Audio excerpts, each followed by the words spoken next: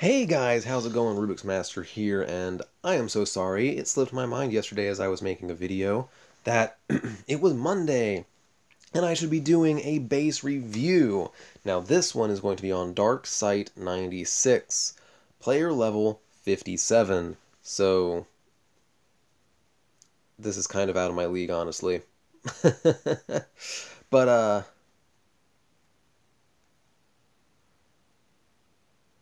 but uh but uh but uh let's get it done anyway. I'm only level 45, so this dude's, you know, 12 levels higher than I am, has access to way more units than I do, but we have that awesome little blessing of all units basically being the same as a lower tier unit. So this guy may be getting attacked by, or I may be getting attacked by and may attack with Humvee IFVs or S13s, and or actually more likely would be M270s and Abrams, whereas, Darksight might be getting attacked by Armatas or Merkavas, and still M270s or the GLMRS, whatever, if that's the name of it. Can't remember exactly what it's called. So the basic attacking principle is the same, and as defenses scale, it's not really that big of a deal.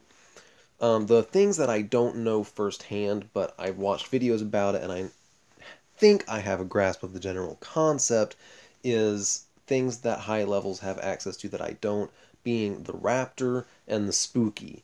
Those two especially. This base seems to be very protected against a Spooky attack. The most the Spooky would get is 2 turrets in one go. But there are 2 flaks of a high level, can't really tell what level they are, higher than anything I have, and a level 3 SAM.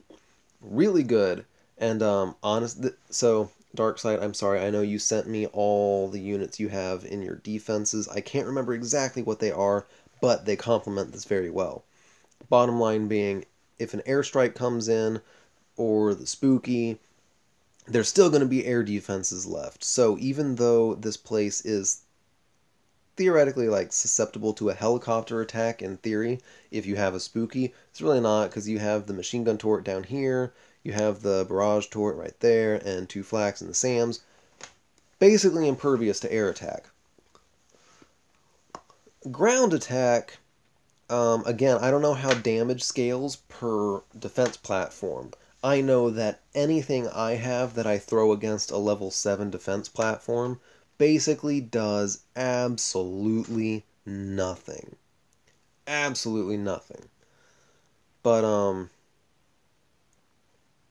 I don't know if higher level units or higher tier units would be able to melt through these level 7s. It is kind of odd that there is a howitzer kind of out here. I mean, I get that the walls are there. Darksight, let me know, does the way your walls being set up stop your defending units from going outside? Because that would be the benefit I would see in there, if you trap your ground units inside so that the enemy has to come to you and attack. That's a very effective strategy I've been seeing a lot of lately.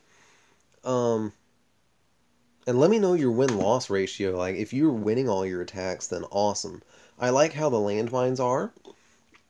My base is more of a funneling base. I don't have my walls in a square like this. I have them kind of spaced out to try and funnel enemies in a certain way, and I use my landmines spread out to stop that from happening. Or not to stop it from happening, but to help cause damage or to make people go into funnel areas. Whereas these landmines are pretty awesome. So the mistake most people make that I see in bases that I take advantage of is I'll be able to get inside the minimum range of barrage turrets or howitzers. And there is a large circle in this base of minimum damage that basically encompasses all the area in between these 3 turrets.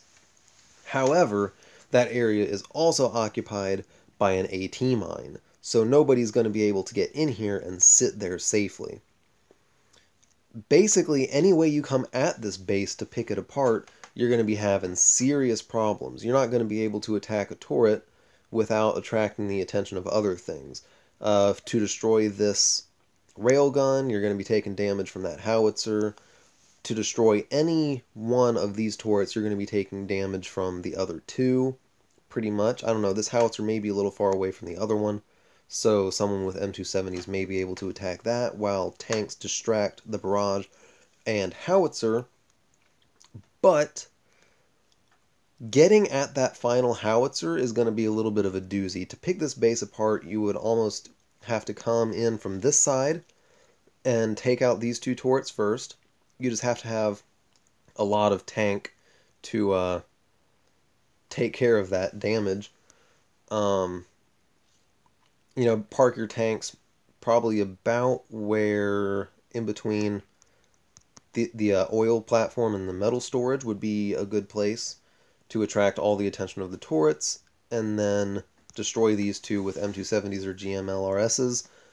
Then you'd have to move all the way over here, pick off these two turrets, and take out the howitzer from this side. That being said, tanks and rocket platforms, the M270s and the GMLRS, are extremely slow. This base would take a long time to pick apart, so it would be hard for them to get the full 100%. And, again, they'd have to deal with whatever defending units he has. Again, I can't remember exactly what they are. Actually, let's go look at that. So, last look at this base, guys. It is pretty sweet, I gotta say. I do like it. It's not impossible to pick apart, but it would take a long time. And when you factor in the time spent burning, trying to wait for defending units to be picked off, I don't think there's really a way a lot of people would be able to take out that base in the time given. So, here we go. Helipad is 5 Heinz. That's pretty awesome. You don't say what level, but I assume they're going to be 5+. War Factory, M270 launchers, and a couple Zeuses. Looking at your base now, I don't even know if you need the Zeuses. Again, depending on what your attacks are, you can decide for yourself, but the Zeuses may be unnecessary with all the flax you have. Maybe put a couple Merkavas. Of course, you have Merkavas by now. Put a couple Merkavas in there. Heavy tanks really slow down attacking forces. Barracks. Mortimer, Maws, and Recon Force. I don't have access to Maws or Recon. I hear Maws are extremely devastating, so that's pretty awesome. But, the only suggestion I could possibly make is maybe you don't need the Zeuses. If you're losing battles to ground forces, maybe just replace the Zeuses with some heavy tanks and see how that goes. But, Darkside, I hope this was all helpful. Honestly, I really liked your base. I really like how it looks, and I may, when I get to a higher level with higher level walls, I may incorporate a lot of what I see in your base in mine. But I hope you guys enjoyed this, and again, if you want me to review your base next, send me a message in-game. It is Rubik's Master, just like it is on this YouTube channel, but there's my name right there, so you can see it all lowercase, RUBIKSMASTR. So, send me that message, and I will see if I'm going to review your base next week. Until then, y'all have an awesome day.